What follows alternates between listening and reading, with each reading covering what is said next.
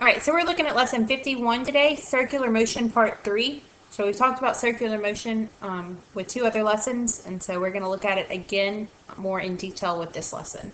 So hopefully you'll understand how to deal with circular motion a little bit more after this lesson. So in the book, they have a boy that is pushing against a wall. If you want to look on page 347, you can see a picture of a little boy pushing against a wall. And Newton's third law tells us that forces always occur in pairs. So if a boy is pushing on the wall is going to push back with an equal and opposite reactive force. And the boy's force can be considered to be the causal force or the primary force, and then the wall's force is the reactive force because it's reacting to his pushing. If the boy stops pushing, then the wall is going to quit pushing back. Now we're going to look at circular motion. So we're going to be dealing with a weight that is tied to a string. So the boy attaches a string to a weight, and then he twirls the weight in a vertical circle. He feels the centripetal force to keep the weight moving in a circle. So if y'all have ever spun anything in a circle, you feel the force, and that force that you feel is what you have to, that's what's going to help keep your weight moving in a circle. He also feels the reactive force as the weight tries to break the string and fly away. And so that force is called the centrifugal force. So it's different from the centripetal force, centrifugal force. And so it comes from the Latin word for centrum, for center, and fugere, for which means to flee. And so it basically just means fleeing the center. So this force is a reactive force that opposes the centripetal force that keeps the weight in its circular orbit. So you have 2 different forces. And this little picture here shows you the 2 in comparison to each other. We've got the centripetal force, which is what is going towards, it's going here towards the center, and then the centrifugal force is going away from the center. It's fleeing the center, and so those are always going to be equal and opposite forces. Whenever you have a weight that is twirled in a vertical circle, the speed of the weight decreases on the way up, and then it increases on the way down. So whenever they're saying in a vertical circle, we have a person here, and they've got a string, and they've got a weight here, and they are making it go in this direction.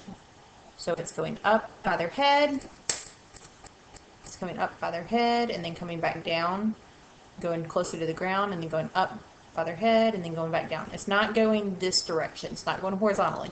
We're going vertically. Okay, so it's going back and forth, up and down. So when it's twirled in a vertical circle, the speed of the weight decreases on the way up, and then it increases on the way down. It would be like a Ferris wheel. It's going in the same direction that a Ferris wheel would be going. It's just going to be going a lot faster.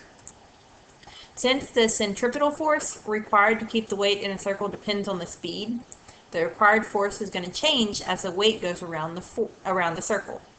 So it depends on the speed, so that's going to change the force as it goes around the circle. So if you look at these 3 pictures, for the first picture, A, they show that the tension is equal to, the tension and the weight, the mass times the gravity here, those add up together to give you the centripetal force. So those 2 together are your centripetal force. Whenever it is exactly level with the center, whenever it's exactly at this position or over here, the tension is always going towards the center of the circle, and the weight is acting down. And so horizontally, the only force that you have is the tension. And so that is your centripetal force there. Then for the third one, for C, the tension is going towards the center, and then the weight, the mass times the gravity, is going down. And so the centripetal force is actually the tension minus the weight.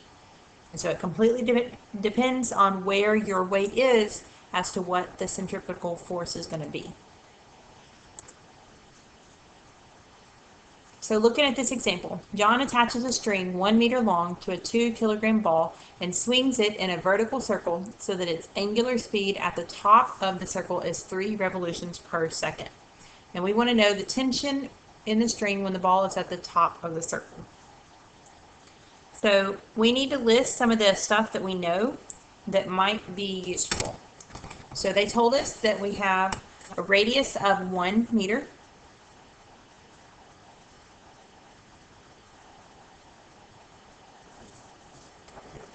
And the reason we know that we have a radius of 1 is because the string length is a 1. So our radius is 1. We know that the weight, not the weight, the mass of the ball is 2.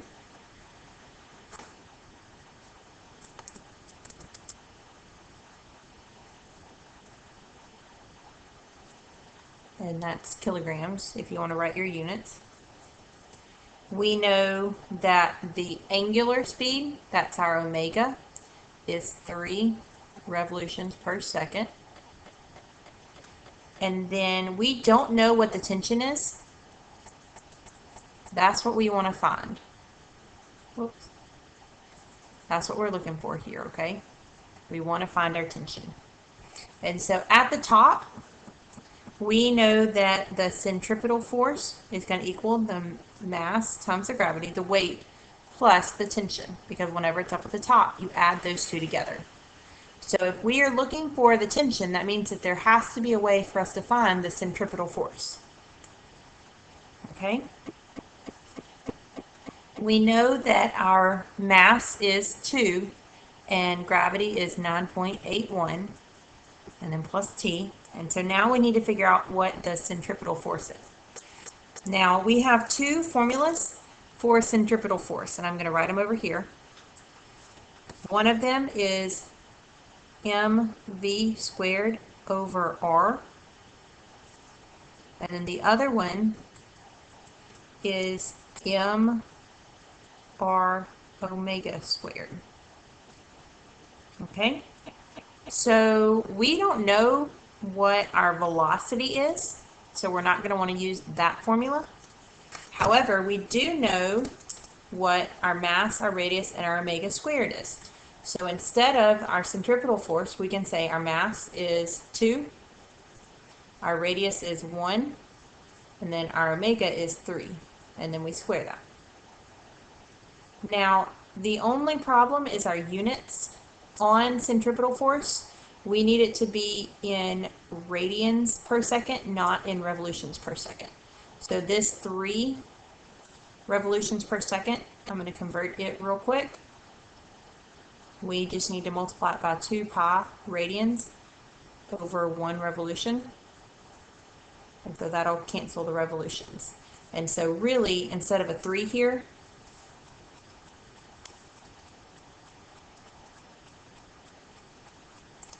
we would have 6 pi, 3 times 2 pi. Let's square that. So you don't actually want to put a 3 there. You want to actually square it, or multiply it by 2 pi before you square it. So then we can multiply these two together, or these 3 numbers together, and we would get 710.6. And multiply those two together, and you get 19.62 plus t. And so if you solve for your t, you're going to get 691. And we use 3 sig figs because that's how many we have in all of these up here. We've got 3 in each of those. And then tension, the units is newtons. And so that would be your answer for your tension. Looking at the next example, we have a toy car that has a mass of 3 kilograms. What is the minimum speed it must have at the top of the circular track so that it will not fall? And they tell us that the radius of the track is 0.4 meters. So we know the mass is 3, and we know that the radius is 0.4, and we don't know the velocity. And so when we're dealing with centripetal force,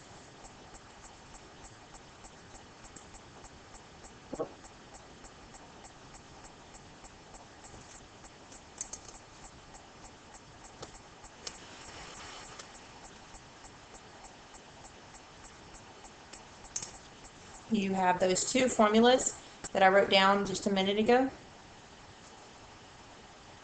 And we want to use the mv squared over r, because this time we are going to be looking for our velocity. We don't have our angular acceleration. Our angular speed, not our angular acceleration. We don't have our angular velocity, our angular speed, so we don't want to use that second one. So at the top over here, when it's right here at the top, our centripetal force is our weight. So our centripetal force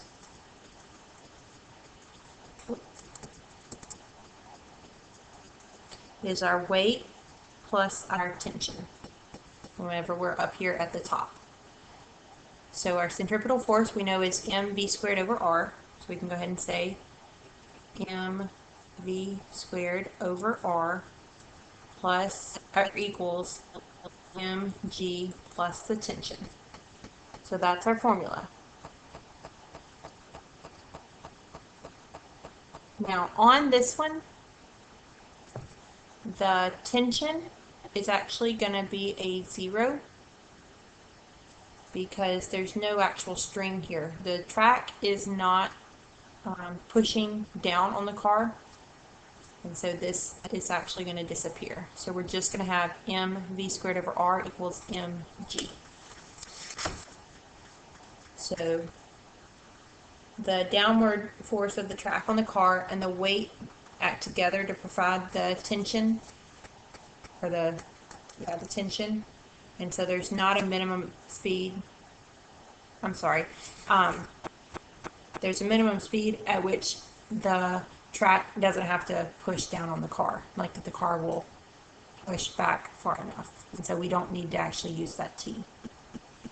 So then we need to just rewrite our formula. We have mv squared over r equals mg. We have an m on both sides, so we can cancel it. So what that means, the mass of the car doesn't matter. For a track with a radius of 0.4, it doesn't matter what the mass of the object is. It's going to have the same speed. So you could have a little bitty car, you could have a big car, you could have a Mack truck, you could have a motorcycle. They're all going to have to be going at the same speed so that they don't fall. So we know over here we are looking for the v, so we have v squared. We know the radius is 0.4, and then our gravity is 9.81. So if you multiply, you'll get v squared equals 3.924. And so take the square root of that, and you get 1.981. But the sig figs here was 1, so round that to 2. And then units for velocity, or for speed, meters per second. And so thus the weight of any car whose speed is 2 meters per second would provide enough tension or centripetal force there so that it would not fall. So the presence of passengers in a car wouldn't change the result. So if you have a bunch of heavyweight football players, or if you have a bunch of really, really small little girls in the car, it won't affect the speed. So that's how you deal with the circular motion for the problems that they added today. I hope that helps you a little bit. Your homework is 1 through 20 and the curveball questions, so you'll make sure to do that tonight so that we can go over any questions you have tomorrow.